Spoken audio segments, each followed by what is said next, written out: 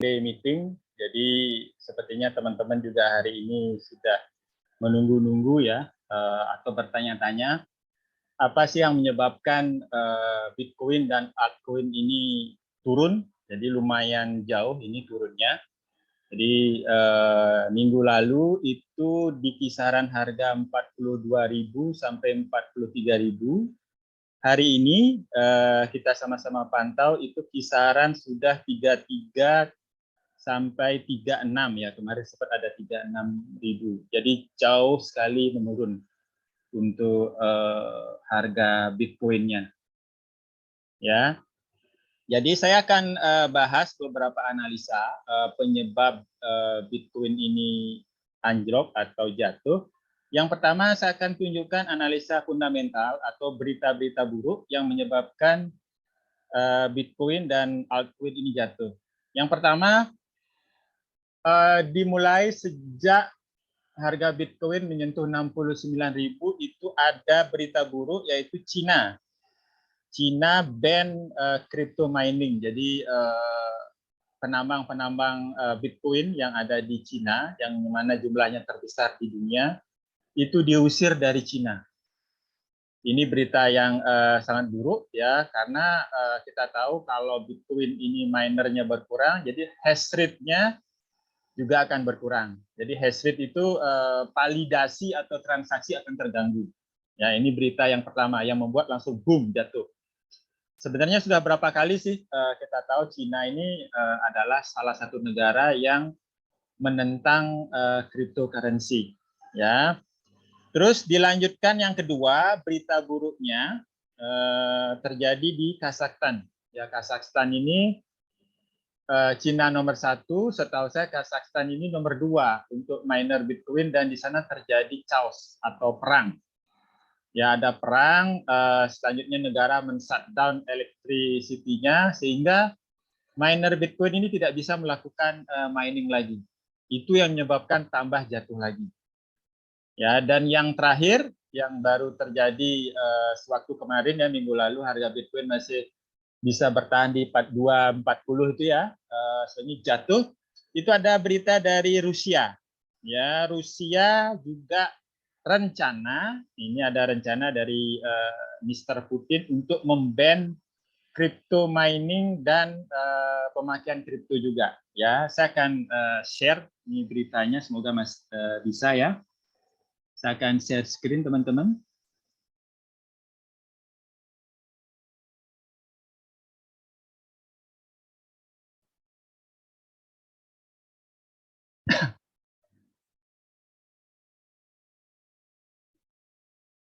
Oke, saya tunjukkan ya untuk beritanya.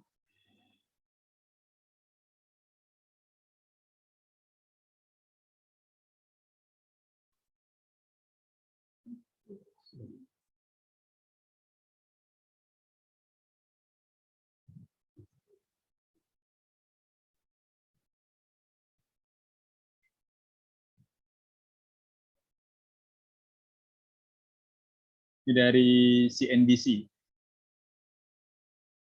beritanya.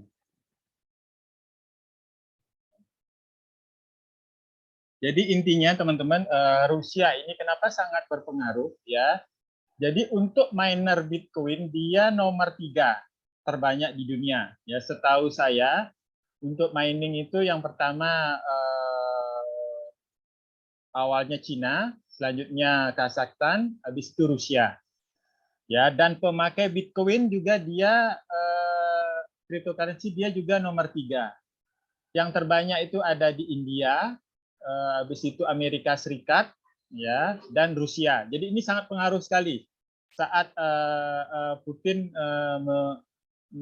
merencanakan untuk memban cryptocurrency ini. Ya, jadi sangat pengaruh ke market, ya teman-teman ya. Itu ada beberapa berita buruk yang saya sampaikan, cuma secara garis besar teman-teman untuk harga. Saya dapat info dari beberapa teman yang sudah cukup lama di kripto ini ya, dari harga 69 itu teman saya sudah menyampaikan ini kemungkinan Bitcoin akan turun ke harga 35. Kenapa? 35.000 seperti sekarang. Ya, setengahnya 50%. Karena di ini analisa bandarmologi ya, atau kalau bahasa ininya itu whales atau paus-paus ini, analisa dari paus-paus ini. Jadi untuk menaikkan harga secara bersama-sama, pemegang Bitcoin yang besar-besar ini harus sepakat, harus sama-sama naik. Karena sebelumnya ada beberapa paus, gitulah saya anggap ya, itu dia dapat harga di harga tinggi.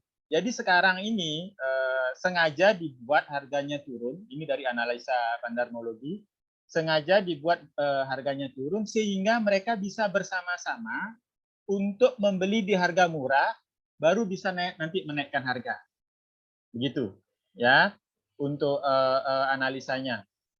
Cuma selain ada berita buruk, ini diabaikan aja dulu untuk ininya, internet saya kayaknya bermasalah.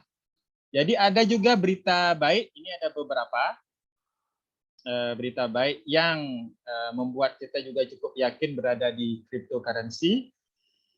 Yang pertama adalah adopsi kripto ini semakin banyak ya, teman-teman bisa lihat metaverse ya, ada Samsung yang membuka tokonya di Decentraland atau Mana. Terus ada juga NFT ya yang ngetrend, ada mungkin kalau yang sudah ikutin beritanya, ada Gosali yang bisa menjual NFT-nya sekian miliar ya, beberapa Ethereum harganya. Selanjutnya ada El Salvador juga membeli lebih banyak Bitcoin saat harga kemarin jatuh. Dia, setahu saya membeli di rata-rata harga 36.000. Dia membeli lebih banyak Bitcoin. El Salvador ini adalah salah satu negara yang memakai Bitcoin untuk mata uangnya. Selanjutnya ada berita juga dengan Cardano. Ya, Cardano ini ada membuka DEX atau Decentral Exchange, namanya SundaeSwap. Jadi ini mempercepat untuk akselerasi dari Cardano ini. Berita baik juga dari Facebook atau Meta dan Instagram yang membuat NFT Metaverse ya, marketplace-nya. Selanjutnya ada Prada dan Adidas juga yang launch juga untuk NFT project di Polygon Matic. Nah, makanya tadi saya sempat ngobrol-ngobrol dengan teman ya, kalau Matic ini atau Polygon ini adalah salah satu aset masa depan yang akan bagus. Selain itu di UFC, teman-teman juga yang senang nonton UFC atau NBA juga sudah mulai mengadopsi NFT. Jadi pemakaian dari kripto ini sudah sangat massal ya. Jadi adopsinya cukup banyak yang mempergunakan ya. Itu untuk analisa fundamentalnya, berita-berita ya.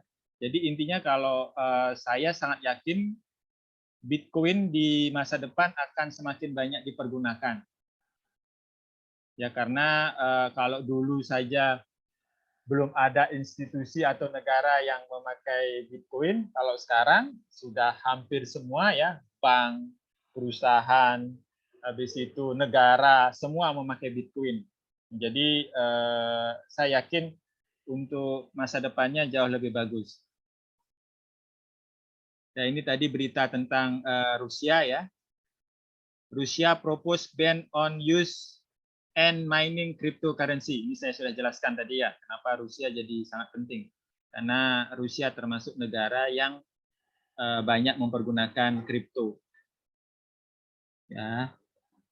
Ini saya akan masuk ke analisa teknikal teman-teman. Semoga tidak ada kendala ini untuk trading view. Saya akan tunjukkan kemana Bitcoin akan menuju.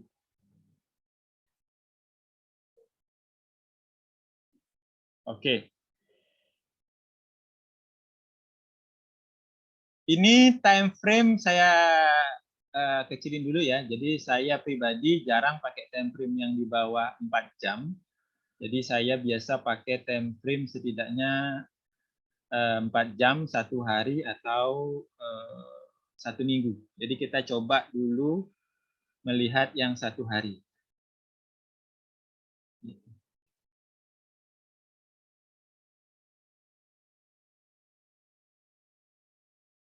Jadi teman-teman bisa perhatikan ya, dari indikator yang saya pakai, ini ada indikator exponential moving average, ada moving average 20, 50, dan 200. Nanti teman-teman kalau mau belajar untuk technical analysis ini, boleh belajar di YouTube atau saya sudah ada buat video simpelnya. Jadi silahkan pelajari ya. Jadi saya pakai 3 EMA itu, exponential moving average, untuk menentukan tren. Jadi dari ketiga moving average tersebut, kita ketahui kalau memang Bitcoin dalam time frame 1 hari itu bearish, ya, turun. Dia tidak mampu menembus MA20-nya. Jadi dia malah semakin dalam. Dan ini adalah supportnya, teman-teman. Ya, bisa perhatikan di harga 40.000. Di sini sempat ke reject dan naik tinggi. Ya, makanya beberapa analis fundamental, technical itu melihat harga Bitcoin akan tertahan di sini. Tapi ternyata jebol. Jebol ya teman-teman ya. Dari sini. Dan dia menuju support selanjutnya yaitu di kisaran harga ini teman-teman. Ya, 31.300. Jadi yang namanya garis support ini bukan harga eksak, itu adalah area. Jadi area itu bukan 31.000 pas, bukan. Itu bisa jadi antara 32.000 sampai 30.000 begitu. Yaitu area. Area support. Jadi harga Bitcoin menuju ke sana dan kemungkinan besar karena di sini tidak ada support lagi, kemungkinan besar dia akan menuju ke harga ini. 31.000. Kita lihat di time frame yang lebih besar, teman-teman.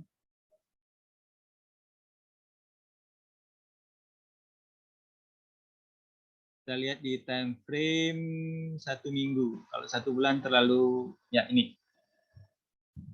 Ya. Ini di time frame 1 minggu. Ya, kita memang menuju ke sini. Ini support ya. Jadi berapa kali ini harganya turun di bulan Mei 2021, tertahan di sini. Langsung naik. Naik. Awalnya saya berpikir hanya sampai di sini, ternyata jebol. Dan ini bisa dilihat ya. Candle merah yang cukup panjang. Berarti volumenya besar sekali ini. Turun lagi dan kemungkinan besar akan menuju ke sini. Ya, menuju ke 31.000. Kalau ada pertanyaan dari teman-teman, misalnya kira-kira Bitcoin terburuk itu akan berada di harga berapa ya? Kira-kira di sini teman-teman. Kalau worst-nya adalah di harga 23.000 atau 25.000 lah. Ini adalah moving average 200. Ini yang warna merah ini. Ya, kemungkinan besar kalau memang harga terus turun, dia akan menuju ke sini. Jadi saran saya teman-teman, kalau Anda yang trading manual atau hold untuk jangka panjang, Anda mulai averaging down di kisaran harga 32.000, 30.000. Anda mulai tetap ya, jangan all in. Di kamus saya tidak boleh all in, tidak boleh Anda keluarkan semua uang Anda. Karena pasar tidak bisa ditebak. Kita tidak pernah tahu mana dip yang benar-benar dip akan balik. Ya. Jadi kalau dia jebol, maka Anda bisa averaging down lagi sampai harga ini. Ya, sampai harga 23.000 atau 25.000 lah. 23.000 sampai 25.000. Nah, kira-kira ada yang tanya tadi, Pak, kira-kira bagaimana ciri-ciri kalau market akan balik? Ini teman-teman, Anda perhatikan. Saat ada candle merah seperti ini, ada satu candle hijau yang mana volumenya atau tingginya lebih tinggi dari candle merah ini, itu pertanda, apalagi itu terjadi di titik support. Itu pertanda dia akan naik. Dia akan bullish. Dan dia naiknya pun dia tidak akan naik langsung. Dia selalu akan tes. Ini kan support ya. Dia akan kembali tes support ini. Tapi Anda lihat lagi. Setelah dia tes support ini, candle merah, ada candle hijau lagi yang lebih besar. Dia akan naik lagi. Begitu juga sebaliknya. Bagaimana ciri-ciri market akan turun? Ini Anda perhatikan. Ada satu candle hijau yang volumenya kecil dan dihantam oleh candle merah yang volumenya jauh lebih besar, ini kemungkinan besar akan turun. Anda bisa perhatikan ya. Turun. Nah, di sini kalau di harga 32.000 ini ada pembalikan arah seperti ini ya, itu kemungkinan besar dia akan naik. Tapi naiknya pun dia akan tertahan di sini. Bisa jadi dia tertahan di sini, turun lagi sedikit, baru tembus, dan seterusnya. Ya, itu salah satu pertanda kalau di bahasa kita di technical analysis itu adalah candlestick pattern. Anda bisa lihat pattern-nya ini selalu berulang. Ya, ini selalu berulang teman-teman, dan kita bisa menebak kemana arah market kalau melihat pattern-pattern yang seperti ini. Ya, jadi saya simpulkan untuk technical analysis ini, dia akan menuju support di 32.000. Ya, apa bisa jebol? Bisa saja, apapun bisa terjadi. Dan support yang terakhir yang menurut saya menunjukkan kalau market ini masih bullish adalah ini. Di harga 23.000 sampai 25.000. Anda persiapkan diri. Ya. Jadi setelah tahu perjalanan market dan kira-kira kemana market menuju, apa yang bisa saya lakukan? Kan gitu pertanyaannya sekarang. Ya, saya jelaskan sedikit. Yang pertama, teman-teman pastikan Anda pakai uang dingin. Ya, karena kita tidak boleh menjadi dukun, kita tidak pernah tahu kapan market akan balik, time-nya ya, waktunya kapan kita tidak pernah tahu.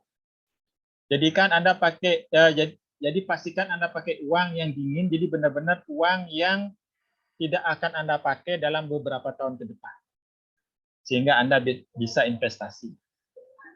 Ya, itu saran saya yang pertama. Yang kedua, tetap ya kalau teman-teman di sini pakai aplikasi Royalty, tetap pakai ilmu tersebut. Ya, tetap averaging down. Atau kalau Anda mau pakai bahasa keren, dollar cost averaging boleh. Jangan all in. Dan Anda belinya di titik-titik ini ya. Support-support ini Anda beli lebih banyak. Kalau sekarang mulai boleh cicil, jebol, Anda tunggu di sini. Beli lebih banyak. Jadi biasakan ya. Saya akan buatkan video rutin untuk technical analysis ini, dan nanti teman-teman bisa tulis di kolom komentar koin apa yang Anda ingin saya untuk analisa. Jadi pastikan nanti Anda beli di titik support, jual di titik resisten. Jangan beli di titik resisten, jual di support. Ya, ini support. Pastikan Anda beli di titik support. Ya, contoh kayak gini, ada pembalikan seperti ini, Anda beli, Anda akan dapat banyak. Ya, semoga ini bisa ya untuk beritanya. Saya akan tunjukkan ada berita bagus satu lagi dari Indonesia.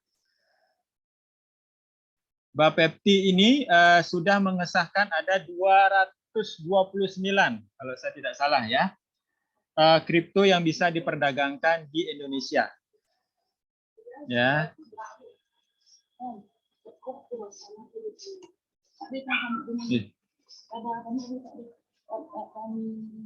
Sorry.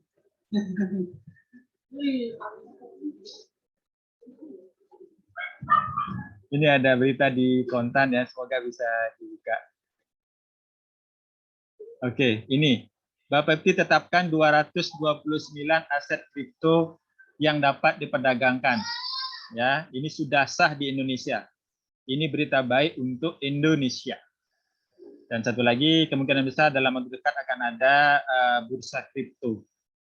Ya, apa saja 229 kriptonya, sebagian besar adalah koin-koin yang Anda pegang lah, atau yang ditradingkan di Royal Q. Ya, ini ada Bitcoin, Ethereum, Tether, Ripple, Bitcoin Cash, Binance Coin, dan seterusnya. Yang pasti di sini Shiba kagak ada. Shiba nggak ada ini. Ya, entah ada atau enggak, nanti silakan Anda cek ya, ini di kontan. Silakan Anda cek. Ini berita positif ya untuk dari negara kita Indonesia. Baik teman-teman, itu yang bisa saya sampaikan. Semoga apa yang saya sampaikan bermanfaat. Jadi disiplin dengan trading plan yang sudah Anda buat. Semoga kita bisa bertahan di market yang bearish ini dan nanti bisa menikmati kenaikan saat market bull lagi. Ya, baik kalau ada pertanyaan.